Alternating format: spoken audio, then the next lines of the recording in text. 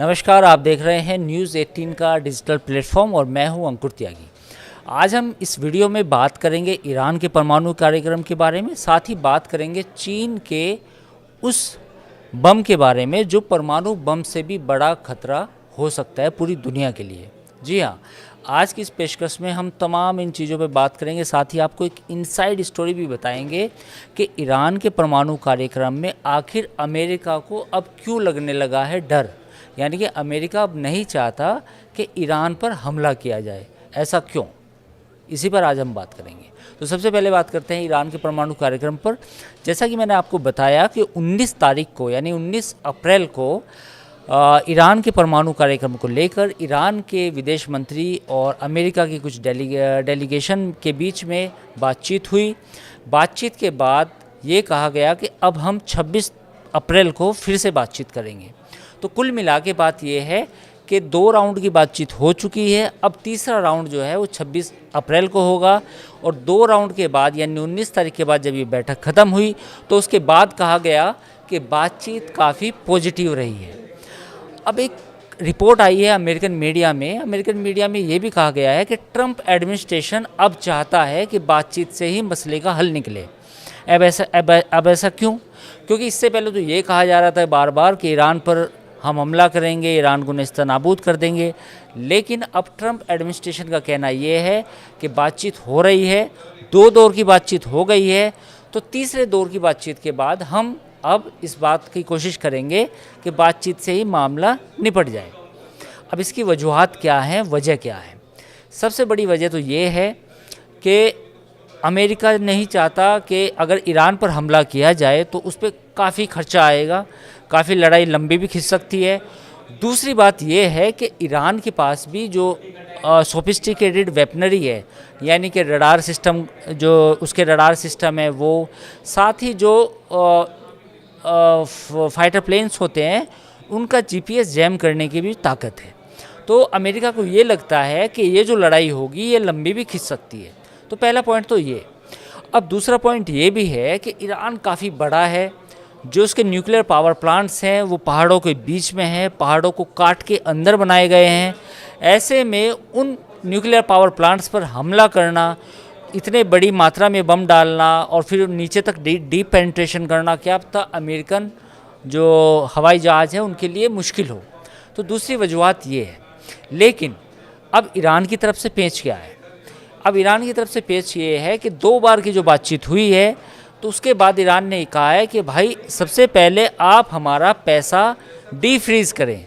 डीफ्रीज़ का मतलब ये है कि जो न्यूक्लियर सैंक्शंस लगे हैं ईरान पर उनको कम किया जाए, ख़त्म किया जाए। साथ ही जो आपने पैसा हमारे विदेशों में फ्रीज़ किया है वो वापस हमें दिया जाए, और वापस वो इसलिए दिया जाए ताकि कॉन्फिडेंस पैदा हो कि आप वाकई में ही इंटरेस्टेड हैं बातचीत के लिए। तो ईरान की तरफ से ये कहा गया है। लेकिन अमेरिका इस बात पे अड़ा है कि नहीं, हम सबसे पहले आप ये इस बात की तस्दीक करें, इस बात का हमें गारंटी दें कि जो आपके पास यूरेनियम है वो आप यूरेनियम सारा का सारा रशिया या किसी थर्ड वर्ल्ड कंट्री में दे दें उठा के। ईरान का कहना ये है कि पहले आप कुछ कदम उठाइए, उसके बाद हम कुछ उठाएंगे। लेकिन ईरान कह रहा है कि नहीं, आपने बातचीत शुरू की है तो आपको ही ये कदम उठाना पड़ेगा। तो कुल मिला के ईरान और अमेरिका के बीच में ये स्टैंड ऑफ अभी है।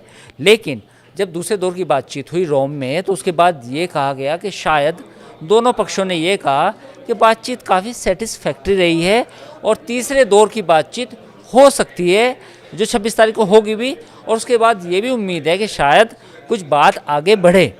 तो कुल मिला के ईरान के मसले पर ये अपडेट है।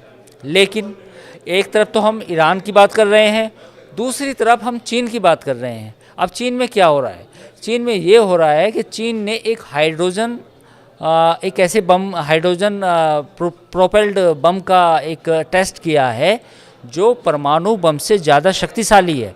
यानी कि वो करीब करीब 1000 गुना शक्तिशाली है टीएनटी से, जिसको आमतौर पे जो बमों में यूज़ किया जाता है उसको टीएनटी बोला जाता है, यानी कि ट्राई नाइट्रोटॉल्यूइन। इस टीएनटी के ज़रिए वो बम बनाए जाते हैं, तो उससे 1000 गुना ज़्यादा क्षमता का है। अब चीन का कहना ये है कि ये न्यूक्लियर बम नहीं है, तो इसलिए कहीं भी हमने किसी भी संधि का या दुनिया के किसी भी ट्रीटी का उल्लंघन नहीं किया है।